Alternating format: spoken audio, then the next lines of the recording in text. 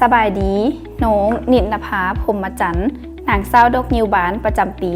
2026 น้องเองมีความรู้สึกดีใจและภาคภูมิใจหลายที่ได้รับตำแหน่งนางสาวดอกนิวบานประจำปี 2026 นี้น้องเองจะใช้ตำแหน่งอันทรงเกียรตินี้เพื่อเผยแพร่โฆษณาสถานที่ท่องเที่ยวต่างๆในแข้งบ่อแก้วและฮีตของประเพณีวัฒนธรรมที่เป็นเอกลักษณ์ให้ทุกคนและนักท่องเที่ยวที่อยู่ทางภายในและต่างประเทศได้รับรู้และได้มาท่องเที่ยวในแข้งบ่อแก้วก็คือเขตเศรษฐกิจพิเศษสามเหลี่ยมคำ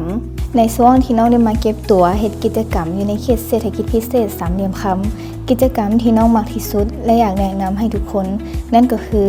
กิจกรรมลองเรือชมวิว3ประเทศเที่ยวชมตลาดน้ำตอนกลางคืนเข้าไปกราบไหว้ขอพรน้ำพระแม่กวนอิมที่วัดทรงซานและยังมีอีกหลายๆกิจกรรมที่เป็นตาน่าสนใจและน้องอยากฝากถึงผู้ที่มักทางในการประกวดน้องขอให้ทุกคนกล้าที่จะร้องเชื่อมั่นในตนเองและพร้อมที่จะเรียนรู้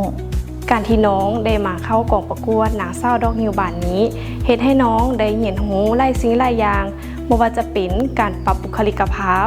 การย่างการวางตัวหรือการแสดงออกในการตอบคำถามน้องอยากจะใช้ตำแหน่งอันทรงเกียรตินี้เพื่อเผยแพร่วัฒนธรรมให้แก่ประชาชนหรือสังคมได้รับรู้น้องมีความรู้สึกภาคภูมิใจและดีใจเป็นอย่างยิ่งที่ได้เข้าร่วมงานประกวดนางสาวดอกนิวบานในครั้งนี้เป็นโอกาสอันมีค่าที่เฮ็ดให้น้องได้เรียนรู้พัฒนาตนเองและได้เข้าร่วมการสืบสานวัฒนธรรมอันดีงามของท้องถิ่น